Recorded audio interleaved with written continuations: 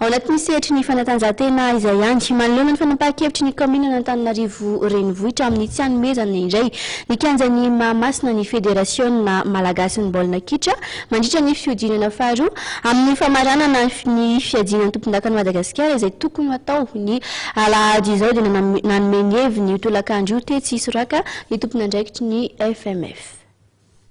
Efa tamin'ny 17 Aogositra no nanao taratasy fangatahana ny kianjan'i Mahamasina mba handraisana ny fiodinana faharoa ny dingana famaranana ny fiadianan'ny tompondaka nasionaly taranja baolina kitra izay hanomboka ny alahady izao ny FMF. Fangatahana izay nekeny mitantana ao amin'ny kaominin'Antananarivo renivohitra tamin'izany fotoana izany. Omaly anefa dia nisy ny taratasy avy amin'ny tompon'andraikitry ny CEA nalefa ny tany federasiona malagasy ny taranja baolina kitra izay milaza fa tsy afaka atao eo indray ireo lalao roa hanamarika ny andro voalohany amin'ity fifaninana ity fa ny famaranana ny fiadianan'ny tompondakan'i Nalamanga taranja rugby indray no atao amin'io alahady io. Manoloana ity trango ity ary dia nilaza ny heviny mpikambana ao amin'ny FMF sy ny filohan'ireo kluba efatra hiatrika ny Poule Des As. Tamin'izany ary no nanambaran'izy ireo niaraka fa tsy hanaiky ny hanemorana na hamindrana ny lalao any amin'ny toerana hafa izy ireo. Raha toa tokoa mantsy hoy ihany izy ireo ka zavatra hafa mifandraika amin'ny fiainam-pirenena no nanapahana ny fifanarahana dia mety afaka nandefitra ihany izy ireo. Ambonin'izay dia efa samy nanomana io dingana famaranana tokony atao etsy Mahamasina io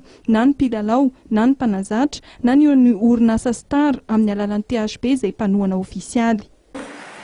Rehefa nifampiantso tamin'ny président ligue Nanome satria le match atao anatin'ny ligue Nanome no atao tsy maintsy izy ny partenaire nay voalohany atao amin'ny ligue Nanome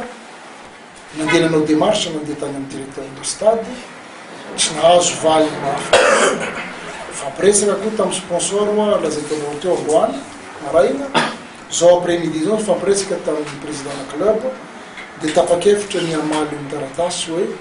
tsy possible ho anay par rapport amin'ny obligation nay amin'ireo partenaire reo ny amindra n'io match io toerakafa fa dia namaly taratasy zay i-maintenir ny phase finale zany hoe phase finale ny Poule Des As io eo amin'ny Mahamasina amin'ny date prévue zany hoe le 11 le 14 le 18 zay nazahoanay ny autorisation